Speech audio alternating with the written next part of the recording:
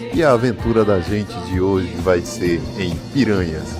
Vem com a gente conhecer esse local histórico, cultural, cheio de belezas e diversões para você aproveitar o máximo desse local.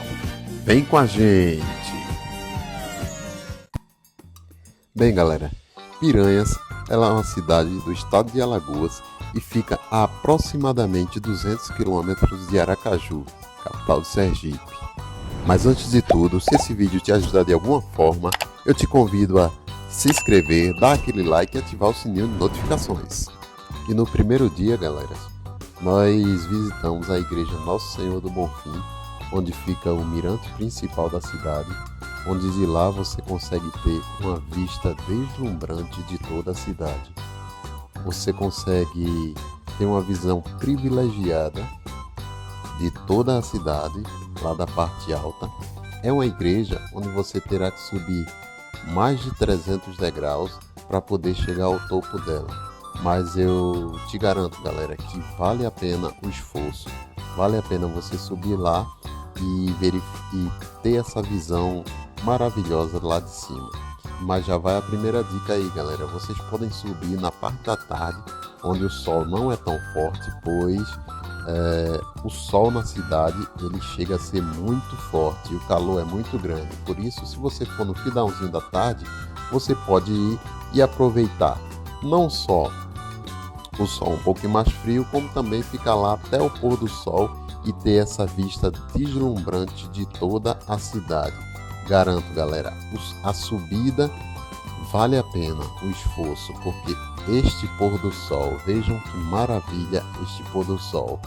E assim que anoitecer, você vai ter a vista de toda a cidade de Piranhas totalmente iluminada, com um pôr do sol, galera, inesquecível.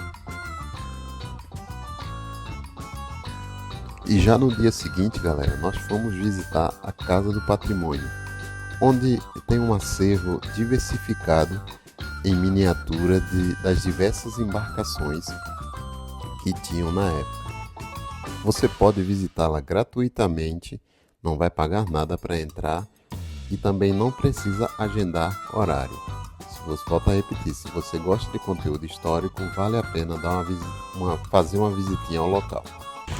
Aqui fica o café da estação, onde você pode ter a oportunidade de tomar cafés deliciosos. Também servem comida regional. Também servem vários tipos de tapioca e comida regional. Se é o fim da tarde, pode vir para cá e tomar um café. Legal. A Torre do Relógio, construída em 1879 e é um marco histórico da cidade.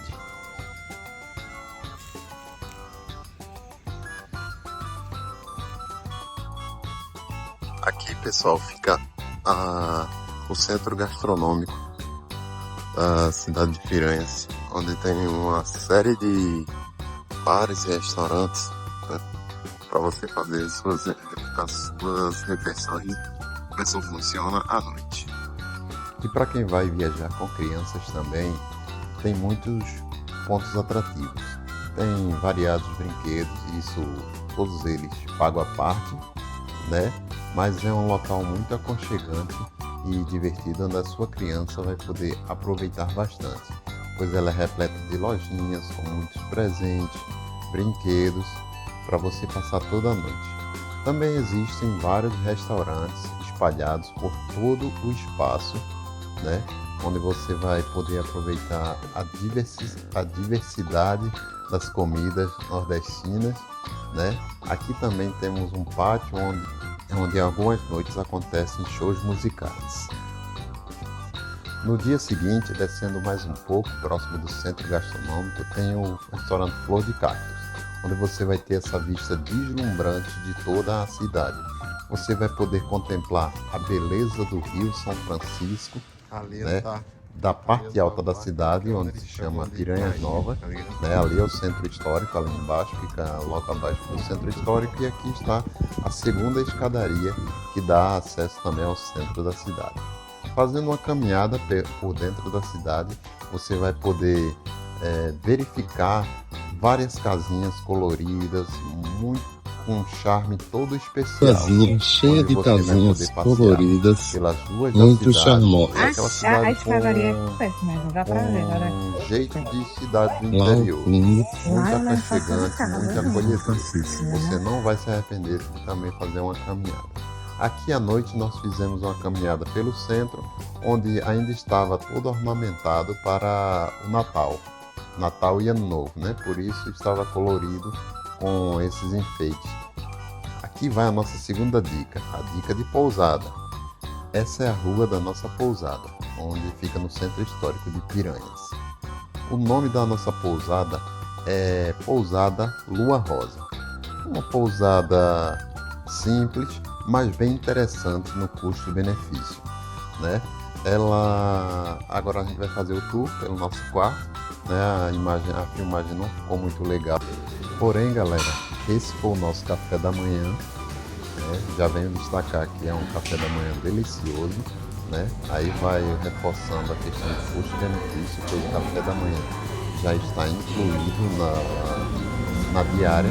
Você vai ter uma variedade de pães, bolos, né? Daquele cuscuz nordestino, que é uma delícia. Vai ter também ovos, calabresa, uma grande variedade também de frutas. E é um ambiente aconchegante, climatizado, onde você vai poder tomar o seu café da manhã tranquilo para aproveitar o dia. A pousada, ela dispõe de 2 piscinas. Uma das piscinas fica na parte de baixo da rua e essa é a vista dela, onde você também tem essa área de convivência, onde você pode tomar o seu café e logo em seguida relaxar um pouco nesse sol que estava pegando fogo, galera. Então vale a pena aproveitar essa piscina ao máximo. Aqui é a vista de cima da piscina, né? Onde você pode aproveitar e passar o dia. E essa é a segunda piscina, onde você vai ter a melhor vista da cidade. No dia seguinte, galera, nós fomos conhecer o Espaço Angicos, onde tem uma casa toda característica da época e onde você pode fazer o passeio à Rota do Cangaço. Aqui eram os tipos de armas utilizados pelos cangaceiros, o tipo de rádio da época. Esse era o Pedro Cândido Coité de Lampião, coiteiro. Durval Rosa, coiteiro de Lampião. A recompensa que era dada na época pelo governo a quem capturasse Lampião. Volante coiteiro pousando na fotografia sobre os corpos decapitados na Grota do Angico, em Sergipe. Cabeças de Lampião, Maria Bonita e outros cangaceiros do bando expostas na entrada da prefeitura de Piranhas. Corisco e Dadá. Maria Gomes de Oliveira, a famosa Maria Bonita. Cadeiras pertencentes a Pedro e Durval de Cândido. Casa da Fazenda de Patos, Piranhas. Nesse local, o cangaceiro Corisco matou e degolou 6 pessoas inocentes de uma mesma família, julgando estar vingando a morte de Lampião e demais companheiros. Virgulino Ferreira da Silva, vulgo Lampião. Aperto de mão de Benjamin Abraão e Lampião. Lampião e familiares.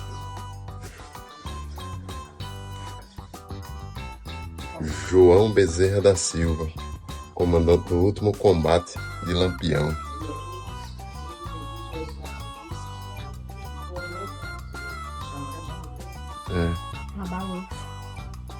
A balança utilizada na época.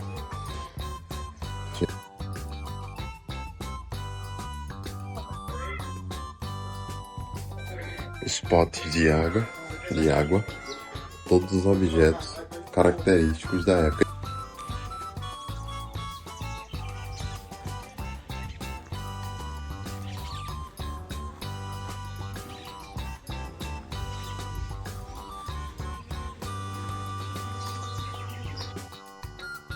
A escultura do Lampião aqui inicia o trajeto da rota.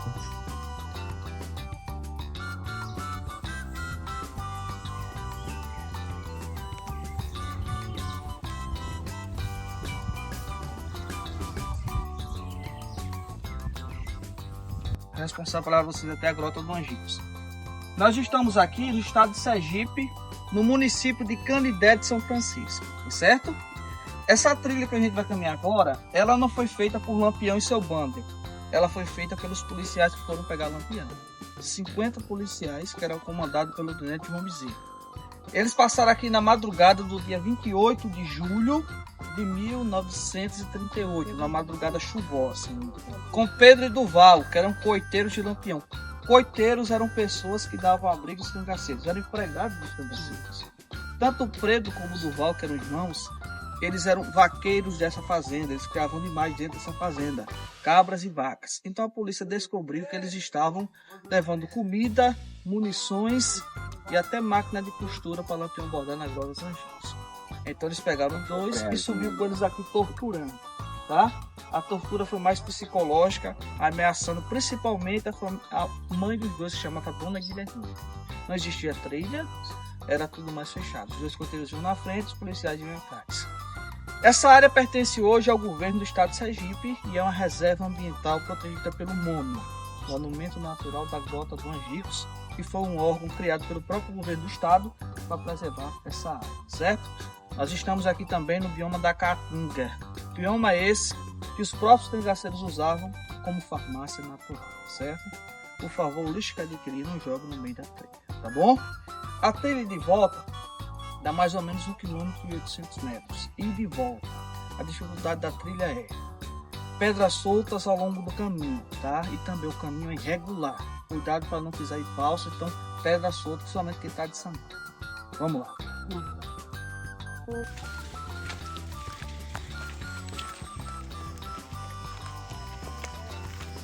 Tu vai ver, parece que tu vê o pré-aire subindo na árvore, viu?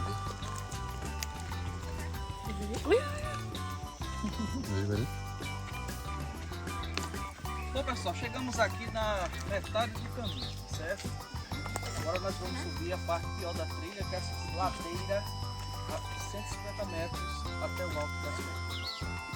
O bioma da Caatinga, ele não costuma ter árvores muito grandes, mas cactos, árvores. Uma das árvores maiores é a baraúna, que é aquela árvore grossa, uma árvore centenária, era da época dos cangaceiros, certo? Ela é usada ilegalmente para fazer viga de casa, colocar telha, carros de boi e motos, certo? Catingueira é essa árvore aqui, ó. Em Tupi-Guarani, Mata Branca. O bioma da Caatinga, ele é exclusivamente do Brasil. Você não encontra em outro país, só no Brasil. E a maior parte do bioma da Caatinga está no Nordeste, com mais de 800 mil quilômetros quadrados de bioma da Caatinga. Lembrando que essa trilha só foi aberta com a visitação turística só em 97, foi quando começou esse passeio aqui para a Grota do Angicos, certo? Tá tudo bem, né? Agora vamos lá.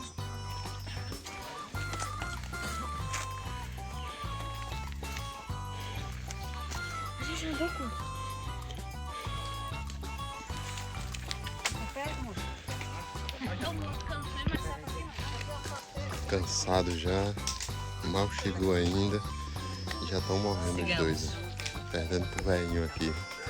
Embaixo, nós estamos aqui no Alto das Perdidas. Esse nome foi dado por conta dos vaqueiros que antigamente não sabiam por onde ficava o rio. Se era para o lado esquerdo, se era para o lado direito, se era para o lado. Nós estamos aqui em cima de um morro, uma serra, a 90 metros acima do Rio São Francisco. Então foi nesse local também que os policiais se dividiram em 3 grupos, em 3 equipes, em 3 volantes, tá? Sargento Aniceto Rodrigues desceu à direita aqui com o seu volante, o tenente João Bezerra aqui em frente com o sua volante, e o aspirante Francisco Ferreira de Mello, aqui à minha esquerda, com sua volante e com Durval de Rosa, tá de pé. Lembrando que só quem desceu para lá só foi Durval de Rosa. Pedro foi liberado aqui para ir embora. Por quê? Pedro de Cândido, ele tinha conhecidos dentro da volante, dentro da polícia. Tinha Bida, que era seu compadre, e o famoso Mané Velho Antônio Jacó, que também era o dono da vida dele. Então, só quem presenciou o massacre só foi Durval de Rosa com Pedro, que tinha na época cerca de 17 anos, certo? Agora a gente vai descer aproximadamente 100 metros, tá? A pior parte nós já subimos com essa subida. O retorno dessa ladeira fica mais curto, certo? Vamos lá.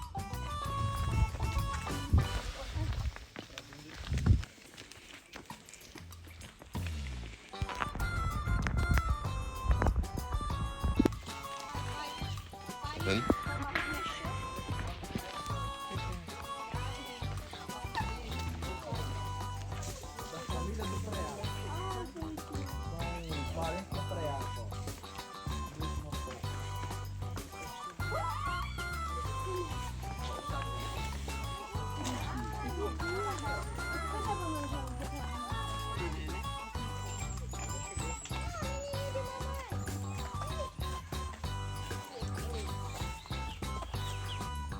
Bom pessoal, chegamos aqui na Grota de Angicos, local esse que houve o massacre no dia 28 de julho do ano passado, completou 86 anos da morte do rei do Cangaço.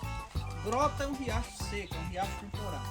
Toda a grota desce água. Já gruta é aquilo ali, como se fosse uma caverna, tá? Esse riacho, chamado Riacho de Angicos, no período da chuva desce água por ele. E toda a água que desce nele deságua aqui no Grande Chico, certo? Por isso a importância da preservação deste local. Esse riacho também divide dois municípios de Sergipe, Canidé de São Francisco e o município de Poço Cangaceiro. Quando a polícia atacou os cangaceiros, aqui tinham 36 na grota. Desses 36 conseguiram escapar 25 e morreram 11. Desses 11 cangaceiros, duas cangaceiras, Maria Bonita e a cangaceira Negrita. O cangaço, ele nem começa e nem termina com aqui. A gente for aprofundar a história colonial do Brasil, o movimento do cangaço é um movimento velho de 5 séculos, tá?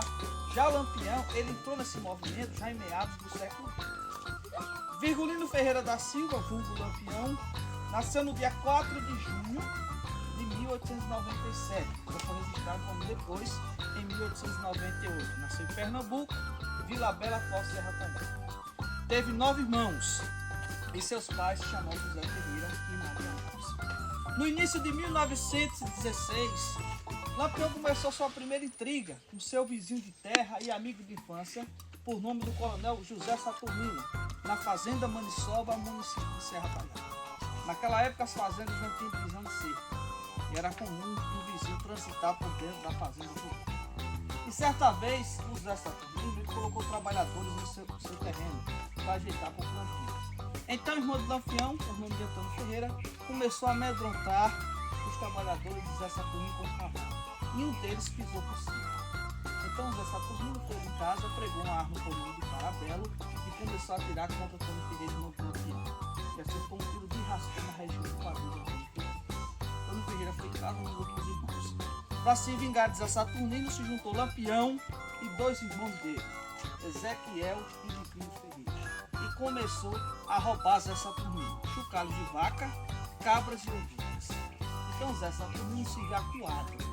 Foi até Vila Bela, atual Serra Talhada, Pernambuco, e lá avisou para o seu sogro João Nogueira que a família dos Ferreiras que estava roubando ele era de bandidos perigosos. Então João Nogueira contratou 2 policiais, Amaurílio Vilar e o segundo tenente do estado de Alagoas da época, José Lucena Albuquerque Maranhão, para pegar os irmãos. Então José Lucena, que foi o primeiro inimigo da polícia, saiu de Maceió, Alagoas, e foi para Serra Talhada, ver se pegava os irmãos Ferreiras. A briga de Lampião e José Lucena durou cerca de 3 anos. Quando foi em 1919, a família de Lampião resolve sair de Pernambuco e correr no fundo do sertão de Alagoas, por distrito por nome de Santa Cruz do Deserto, que fica hoje no município de Matagana. Ao chegar em Alagoas, Lampião não parou, se juntou com a família dos Poceiros, que eram famílias de saqueadores alagoanos, e com eles formou um novo cangaço alagoano chamado Cangaço dos Pocinhos. Começou a saquear o município de Mata Grande e a cidade de Circunvizinho por nome de Maricá. Só que Lampião começou a brigar com os Pocinhos, porque não concordava com algumas atrocidades que os Pocinhos faziam. Então Lampião chamou seu irmão por nome de Antônio Ferreira, saiu do banco dos Pocinhos, foi até o Vale do Pajeú, na época berço dos cangaceiros do Pernambuco, e lá entrou em outro banco, o banco do Sebastião Pereira, o famoso Senhor Pereira, que foi o único chefe que Lampião teve. Então Lampião ele não entra no cangaço por conta da morte do pai, tá? Ele entra antes nesse cangaço alagoano, por nome do Cangaço dos Pocinhos, e depois ele migra para o banco Sebastião Pereira. Lampião era considerado na época como um cangaceiro manso, é aquele que estava começando aí. Ele só virou um cangaceiro volante e a fera que virou depois da morte do pai dele. Primeiro de tudo morreu a mãe dele, dia 30 de abril de 1921 morreu Maria Lopes, mãe de Lampião. Ela morreu num sítio chamado Rio Velho, no município de Macaé. Ela morreu de infarto fulminante. Muitos acreditam que foi desgosto dos filhos. Já o pai dele morreu no mesmo ano, só que foi no 18 de maio de 1921. Naquela época, José Lucena chegou na cidade da Gouveia, atrás de Lampião. E lá em Dalmira ele recebeu informação que Lampião estaria no sítio de Rio Velho, no município de Macaé. Ele foi até esse sítio. Ao chegar lá, não encontrou ele, encontrou só o pai dele. E matou ele provavelmente a facadas do pai de Lampião. O pai de Lampião ele não tinha problema nenhum com a polícia. Ele só pagou pelos filhos que tinha. Aí quando o Lampião soube da morte do seu pai, ele veio lá do Vale do Pajeú, chegou nesse sítio, fez o enterro do pai e disse que ia vingar a morte do pai dele da sua mãe. Um ano depois da morte do pai dele, em 1922, Sebastião Pereira, o único chefe que o Lampião teve, ele convoca uma reunião com um grupo na antiga fazenda chamada Pedra, a atual Princesa Isabel Paraíba. E lá diz ao bando com 17 cangaceiros que ia deixar o movimento cangaço, que estava doente com problema de reumatismo e doença, e pretendia ir embora para o Cerrado de Goiás com seu primo Luiz Carlos. Então é lá que ele prega o bando dele com 17 cangaceiros para Lampião chefiar. É aí que nasce Lampião como chefe de bando, na antiga fazenda Pedra, Paraíba, em 1922.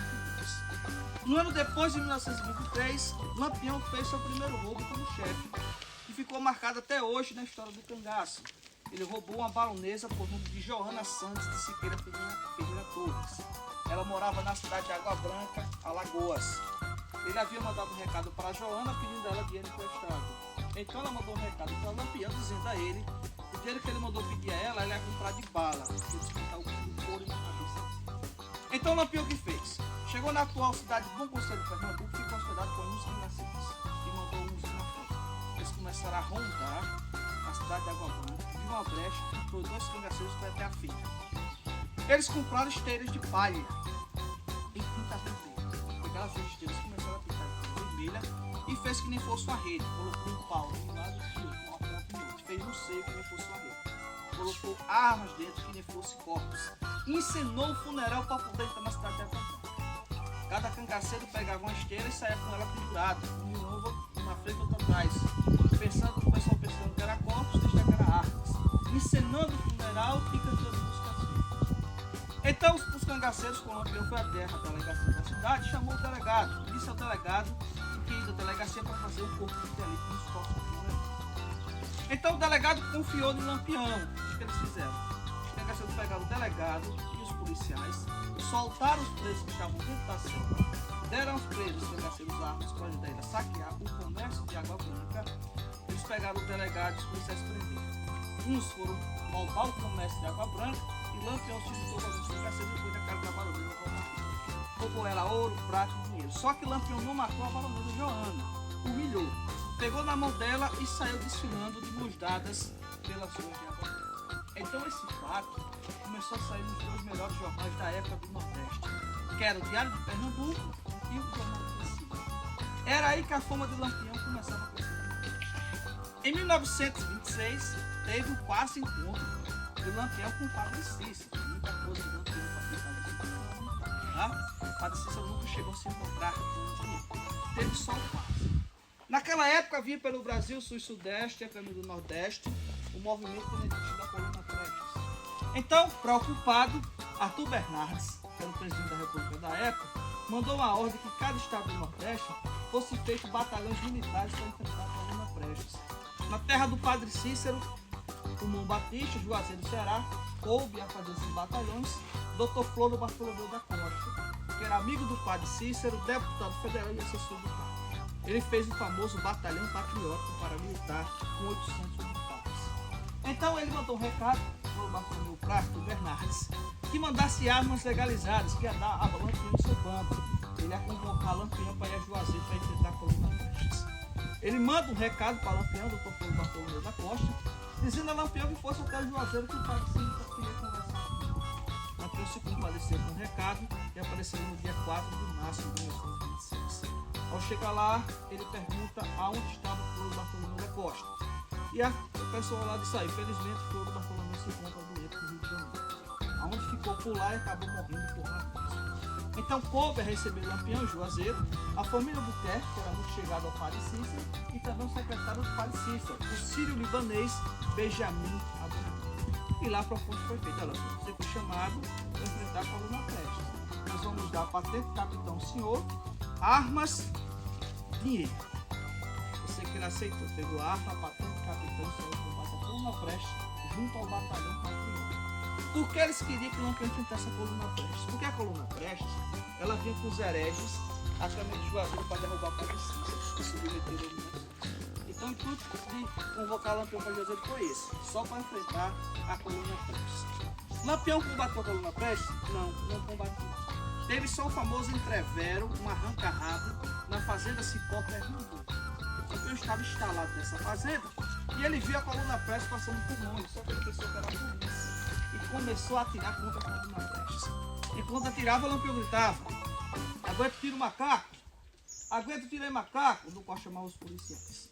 Então a coluna Prestes replica: nós não somos macacos, nós somos revoltosos, nós somos revolucionários. Lampião volta para o cangaço sem combater a coluna Prestes. O intuito de Lampião era matar a polícia, principalmente José Luceno Albuquerque Maranhão, que foi que matou ele. Ele volta para o cangaço bravo, porque ele soube que a patente que deram a ele não valia, era uma patente falsa de capitão. Com dinheiro, com armas legalizadas federais.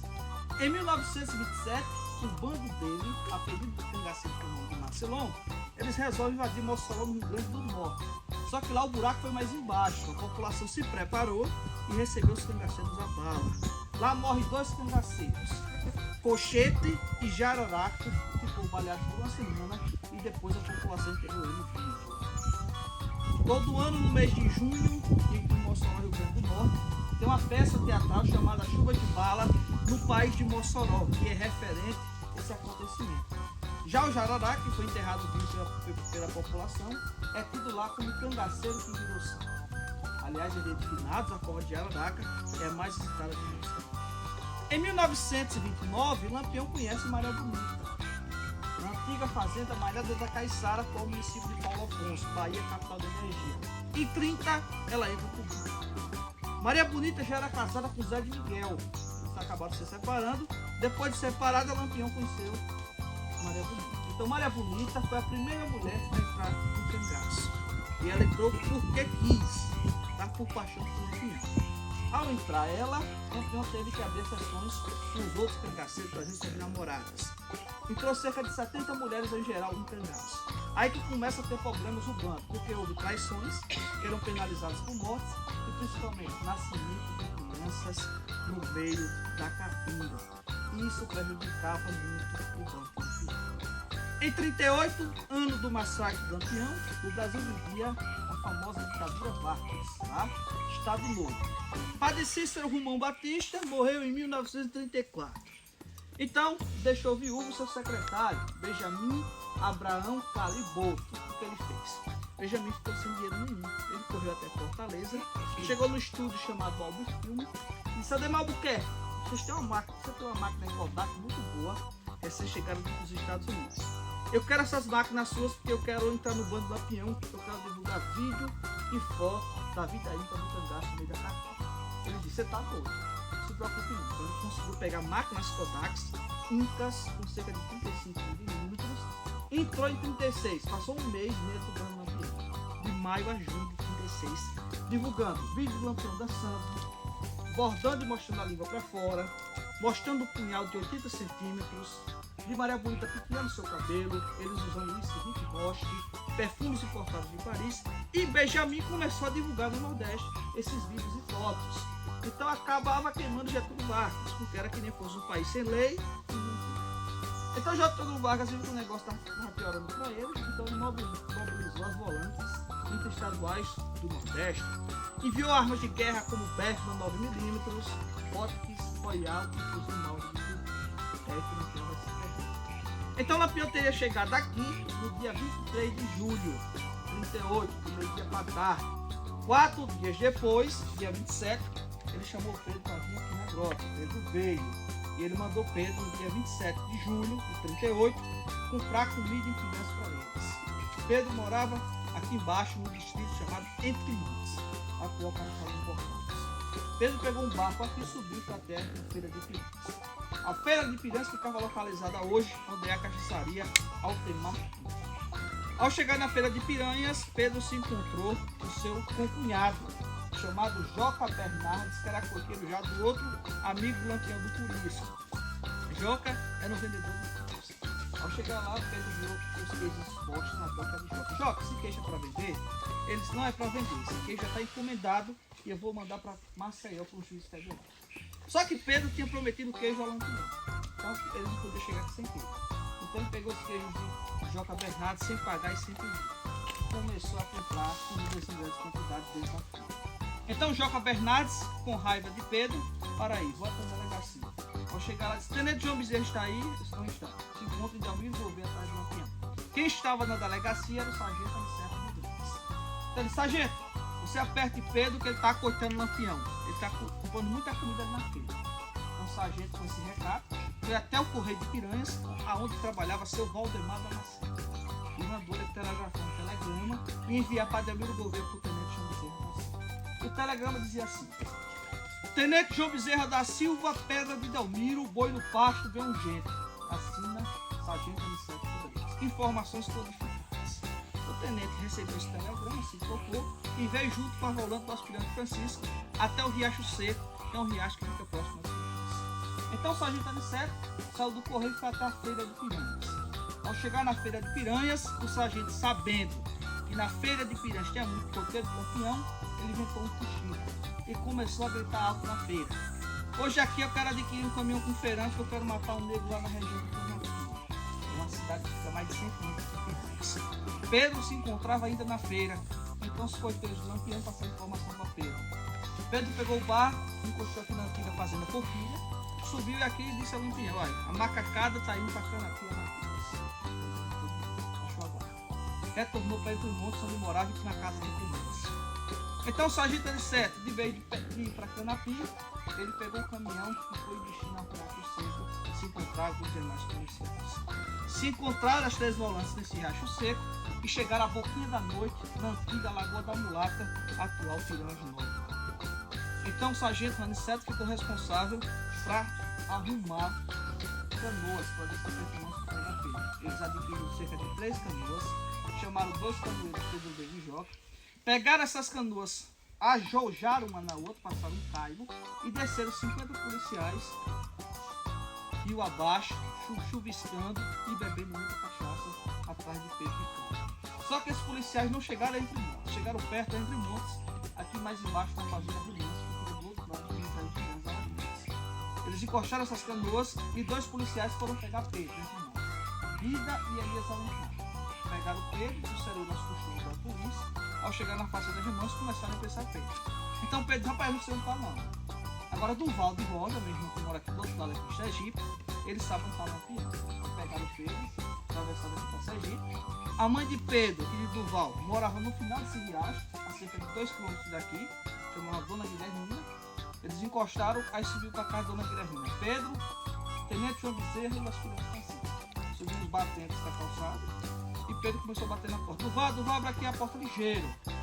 Duval, sem saber, abriu. Quando abriu, se deparou com Pedro e também os policiais. E Pedro disse, pode dizer que está Lampião, que eu estou todo furado aqui com o Então puxaram o Duval para baixo da calçada e começaram a pensar no Duval. Duval realmente não foi aqui. E avisou os policiais que fossem logo, porque Lampião pretendia sair do município. policiais deram o recado deles lá na beira do rio. Nós vamos levar vocês dois. Para se vocês armarem alguma emboscada ao longo do caminho, vão morrer os dois depois do combate sua mão. Então pegaram os dois subindo, encostaram aqui na atual espaço Angicos e saíram subindo. O tenente ficou aqui no centro da moto com o seu volante, o sargento veio à esquerda para descer por aqui com o seu volante, o aspirante Francisco veio à direita. Deixou 3 policiais ali embaixo do poço onde foi Manduá e subiu com o cocheiro do Valdo Rosa e outros policiais aqui. Já no dia 28, quase amanhecendo o dia, o Lampião se encontrava dormindo por trás dessa pedra, tá? Uma famosa barraca de tolo, que era a barraca de tolo. Outro dentro daquela gruta, que era mais funda, e outro mais ou menos aqui na meia serra, o grupo do Espelho. Então o Lampião teria se acordado, chegando mais ou menos no pé daquela pedra, tinha feito suas orações, como era de costume. Ele se considerava um católico popular, devoto de Santa Luzia, rezava Beata Catarina, Pedra Cristã. Fez suas orações e mandou para o parceiro amoroso que já estava acordado e pegar água no poço do Manduá, onde estavam os 3 policiais escondidos. Ele foi. Quando chegou no poço, o amoroso abaixou-se para pegar água. O policial, por nome de Abidão, que estava à frente, não conteve a ansiedade e deu 2 tiros no cangaceiro amoroso. Só que pegou na alça da cartucheira. O amoroso canto de vítima. Lampião, no momento dos 2 tiros, ele estava mais ou menos aqui nessa área. Ao ecoar os 2 primeiros tiros de lá, o Lampião é recebido pela volante do aspirante Francisco, um tiro em ordem descendente a cerca de 38 graus. Então os primeiros tiros que pegaram no Lampião pegou na região umbilical do lado esquerdo. Depois ele levou o tiro assim abaixo do peito. E os policiais que estavam lá embaixo, no posto Manduá, Abidão, Panta de Godoy e Noratinho, saem correndo atirando. Ao chegar aqui, eles encontram o Lampião já para morrer, estribuchando. E Panta de Godoy foi quem deu tiro de misericórdia no meio da porta. Maria Bonita sai correndo, chega mais ali à frente, leva 2 tiros. Continua vivo, mesmo viva, Panta de Godoy foi lá e cortou a cabeça dela, ela ainda morreu. Fugiu amoroso do lar e 24 cangaceiros fugiram aqui correndo. Por quê? O sargento Aniceto Rodrigues, se deveria descer aqui com sua volante para fechar a grota, ele acaba se perdendo pela fazenda. E aqui ficou livre, os cangaceiros fugiram. Muitos dizem que o sargento Aniceto era desprovido de coragem. Ele foi na hora realmente H, ele acaba se fingindo de ele ter se perdido com medo, não desceu a cabeça. Muitos dizem que estava com medo mesmo. Não se perdeu não. Ele disse que teve medo, mas não se perdeu. Os que fugiram foram até a casa de Dona Ira Delfina, que era a grande fazenda aqui do município de Canidé, na fazenda Cuiabá, e depois eles acabaram se entregando ao governo de Vargas, ficando presos e depois foram soltos. Aqui morreu um policial, que foi o Adriano Freire de Souza, que é essa coisa que está em destaque. Há 2 vertentes da morte desse policial até hoje. Uns dizem que foi fogo amigo, a própria polícia matou ele, porque ele estava gostando do amante do tenente João Bezerra. Já os próprios policiais relatam que ele morreu pelo cangaceiro chamado de Eletro. Eletro estaria baleado por trás de uma pedra. Os policiais não sabiam que ele estava baleado. Mesmo baleado, ele conseguiu atirar e matar a Adriano. Os policiais foram lá e mataram ele. O único corpo inteiro que foi para a Piranha só foi do policial.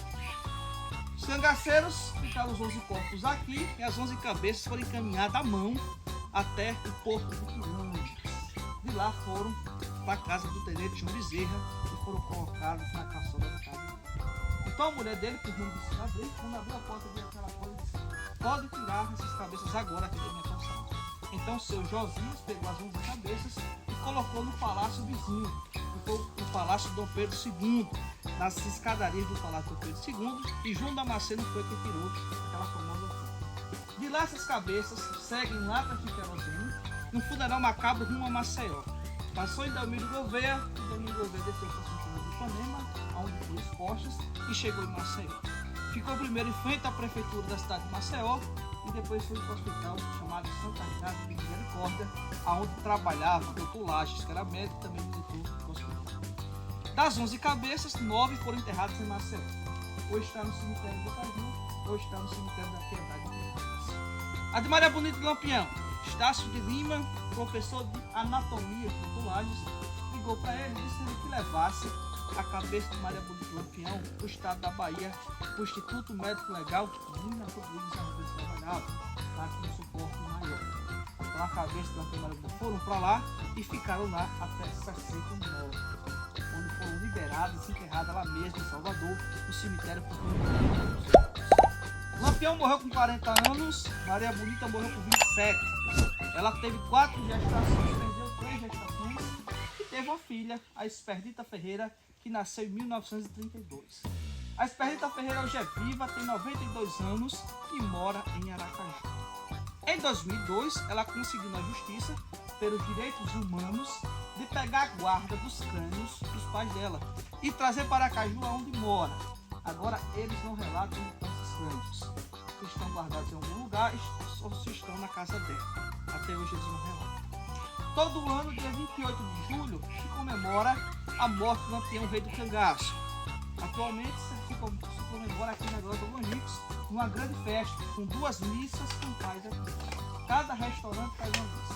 O Espaço Ecoparque faz uma missa e o Espaço Angicos faz outra. Essa missa começou a ser feita em 98 pelo prefeito daquela época, o senhor Frenoc, que era o prefeito aqui de Poço Redondo.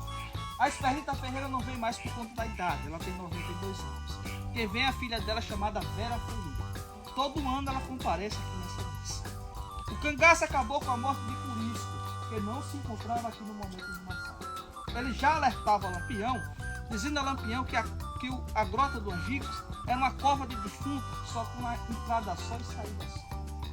Então, Curisco se encontrava na outra margem do rio, no município de Cunhaçu. Quando ele soube da morte do Lampião, ele procurou quem? Seu coiteiro, Jota, para conversar com ele. Quando ele começou a conversar com o Jota, ele disse: Jota, você está muito desconfiado? Eu tenho duas que você entregou o Lampião à polícia. Jota, para não assumir a culpa e morrer pelo Curisco, ele incriminou a família do inocente Domingos Ventura, que morava na Fazenda Patos, que fica no município de Domingos. Ele disse a polícia que tinha sido Domingos que entregava o Lampião à polícia.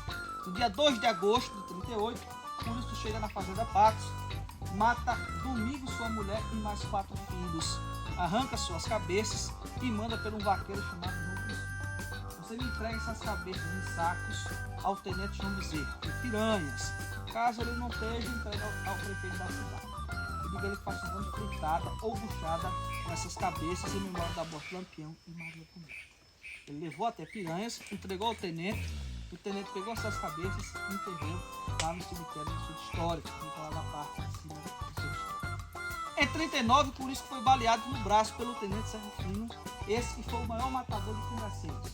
Ele pertencia à volante do estado da Bahia. Então a mulher de Curisco, por nome de Dadá, foi a primeira mulher do cangaço a confrontar com a volante de Zé Rufino. Então ela tomou conta do grupo e começou a tocar tiros com a volante de Zé Rufino. Ela foi baleada na canela, na perna. Em 40, o grupo de Curisco e outros grupos que não de Labareda resolveram se entregar ao governo de Getúlio Vargas. Nem Curisco e nem Dadá quiseram se entregar. Correram até a Fazenda Pacheco, a atual Barra do Rio de Italia, e ele acaba sendo morto no dia 25 de maio de 40. Dadá disse que Curisco era tão forte que ele foi baleado no dia 25, só morreu na madrugada do dia 26. Dadá foi presa, pagou punições de cerca de 6 anos e depois foi solta. Ela teve um filho com Curisco chamado Silvio Bulhões, que morreu no ano passado, no dia 18 de maio, morreu em Maceió. Virou economista e professor de matemática da UNEA. Ele tinha 86 anos. Dadá ficou preso e depois foi solto. Morreu com 78 anos, em 94, em Salvador, na Bahia, com a perna amputada por conta do tiro que tinha levado. Ela morava na Rua dos Perdões, 90A, Salvador, Bahia. 11 corpos e um mistério. Até hoje, os 11 corpos, os 11 pedaços que ficaram aqui expostos, não foram encontrados. Tá?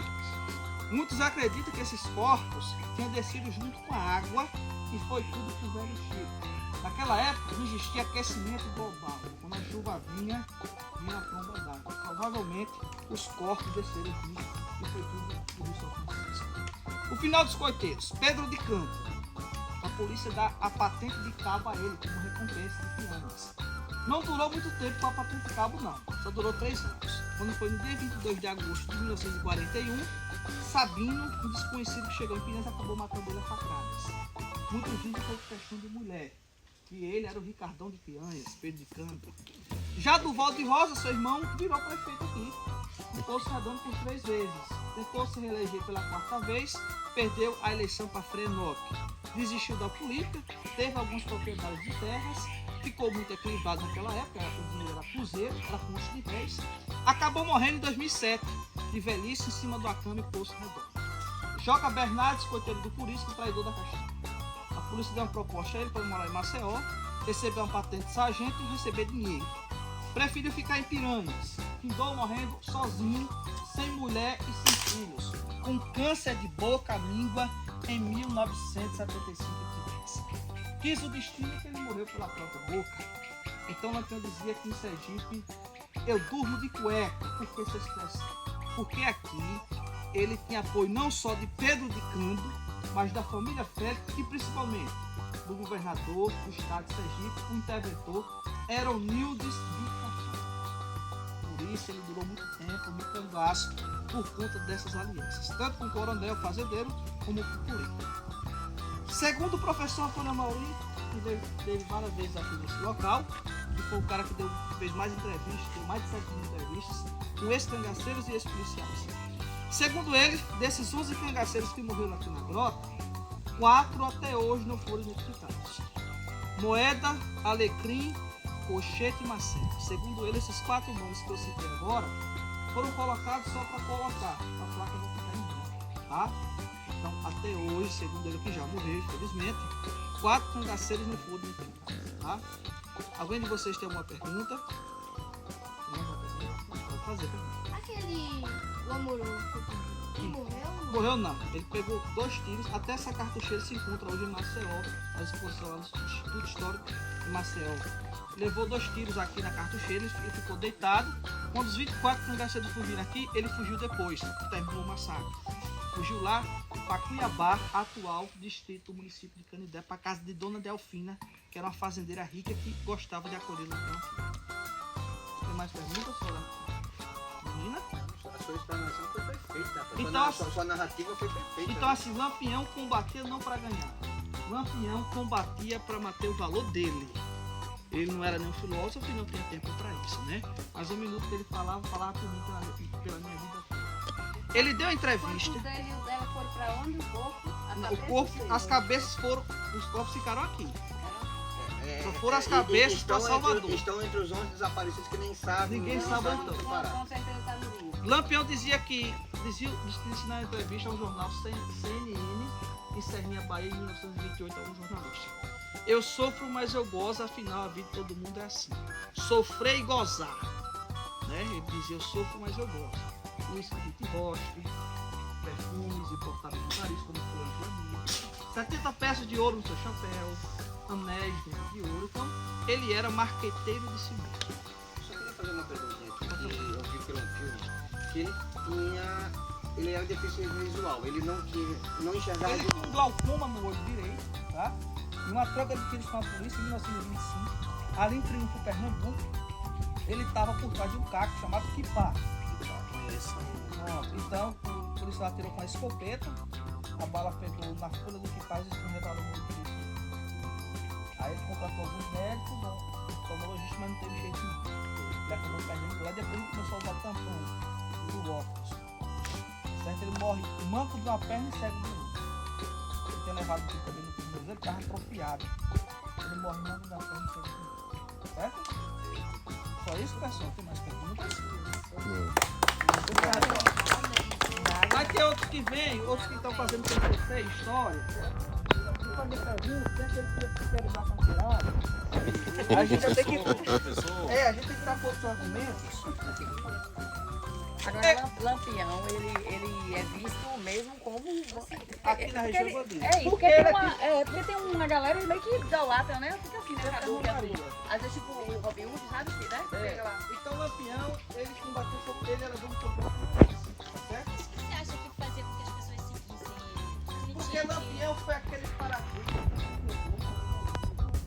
O contraste não faz parte da revolta da República. Um personagem primitivo criado por Sertão Pernambucano. Começando o retorno pela trilha. Vamos embora.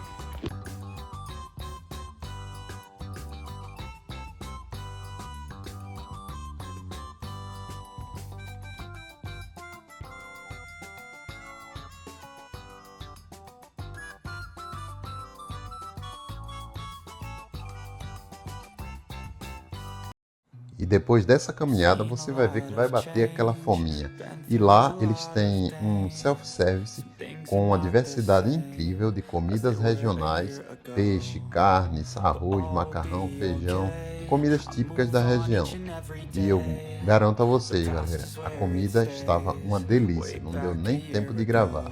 O restaurante do Espaço Angicos, ele disponibiliza de banheiros, de pias para você lavar as mãos e um espaço muito agradável para você passar todo o dia se divertindo com a sua família.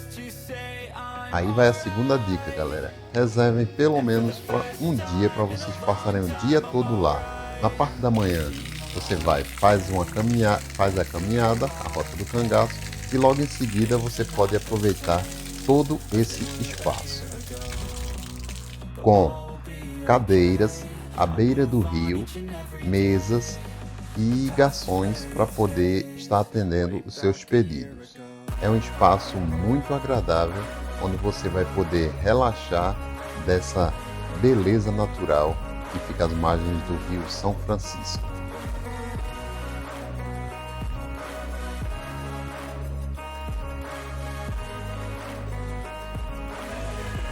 Aqui fica um River Club, onde você pode descer nesse toboágua, muito bom, muito divertido.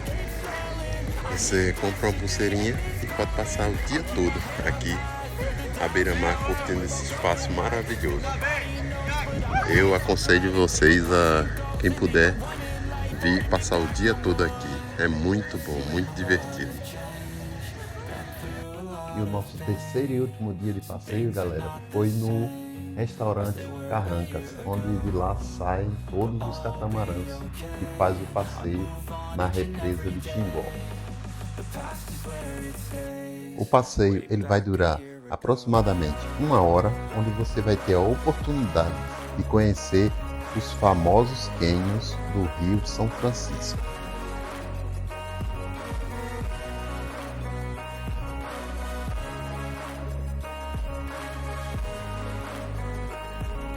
São Francisco vem ao lado esquerdo da embarcação, faz a curva nesse ponto e desce para a usina de Xingó.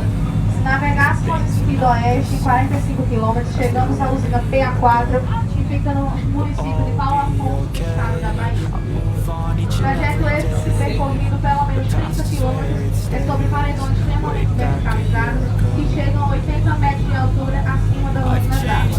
E vem aí a palavra Xingó, significa água que corre entre pedras, alusiva à situação que temos aqui na região.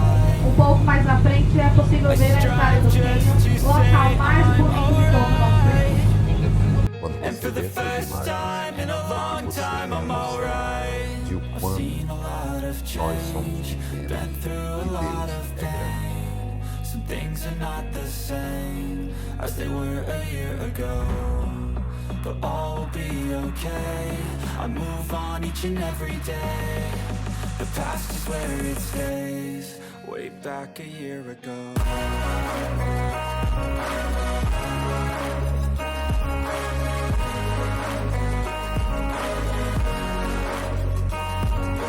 Para realizar a comprovação à base com a realização de uma vista aqui nesse local.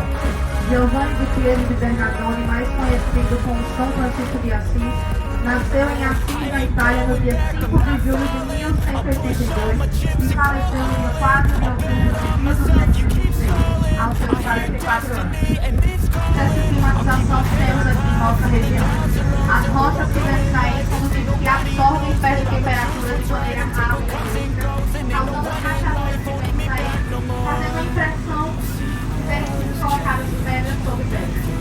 Recebe o nome de Morro dos Macacos porque antes do represamento do rio, aqui era o habitat natural de algumas espécies de macacos, como o macaco salim e o macaco preto. Hoje, após o represamento do rio, esses macacos acabaram migrando para outros locais, se tornando habitat natural para escorpiões, como o escorpião amarelo, caranguejeiras, cobras como cascavel, jiboia, coral falsa, coral verdadeira, corpo-campo e entre outros.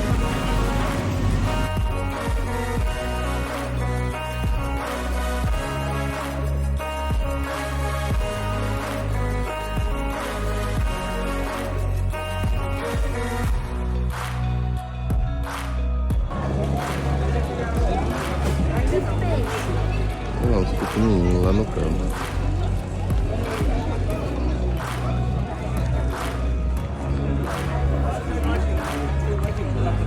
Daqui também saem todas as embarcações e canoas, né? É uma plataforma onde ela fica ancorada, aguardando o pessoal que vem no catamarã para embarcar nas canoas e fazer o passeio pelos paredões de rocha, né, e os cânions de São Francisco. Nesse ponto só é possível chegar nessas canoas, porque o catamarã é muito grande e não teria como chegar próximo dessas rochas. Vale muito a pena fazer esse passeio também. Esse passeio ele é pago à parte, custa R$20 por pessoa e dura aproximadamente 20 minutos. And for the first time in a long time I'm alright. I've seen a lot of change, been through a lot of pain. Some things are not the same as they were a year ago, but all will be okay. I move on each and every day. The past is where it stays, way back a year ago.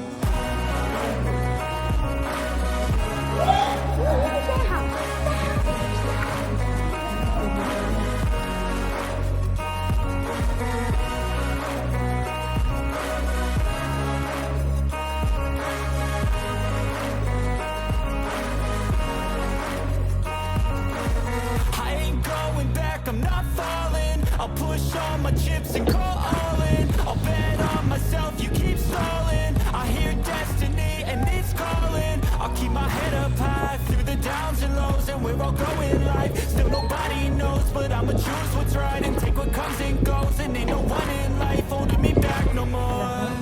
I've seen a lot of change, been through a lot of pain. Some things are not the same. Vai, moço, canta isso não. Canta a música. Canta outra música. I move on each and every day. The past is where it stays, way back a year ago.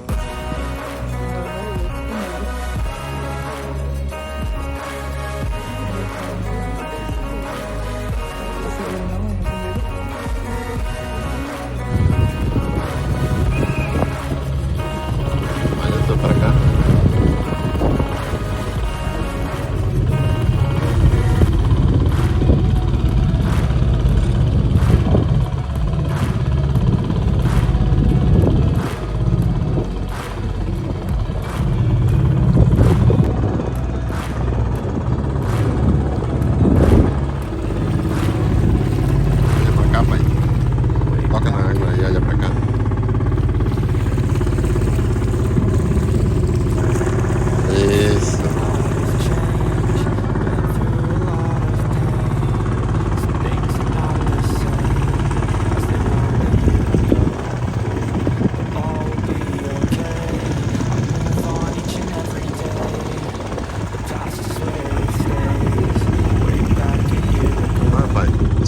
Lá embaixo.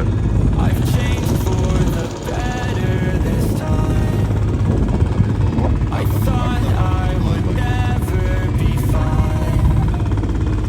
I strive just to say I'm alright. And for the first time in a long time I'm alright. Seen a lot of change, been through a lot of pain. Some things are not the same as they were.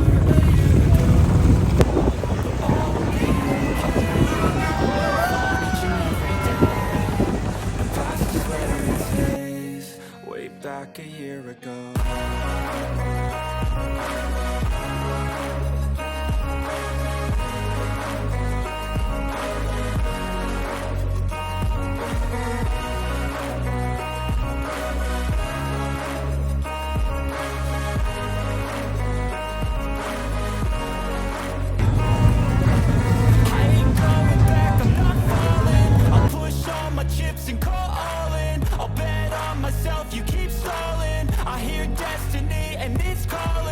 Keep my head up high through the downs and lows, and we're all going life. Still nobody knows, but I'ma choose what's right and take what comes and goes. And ain't no one in life holding me back no more. você pensa que sai para relaxar, olha a minha situação. Ó, carrega no bolso. O restaurante Carnacatetes também dispõe de uma grande estrutura de mesas, cadeiras, brinquedos numa parte para banho que fica margeando todo o restaurante. É um lugar muito agradável de conhecer e passar todo o dia lá.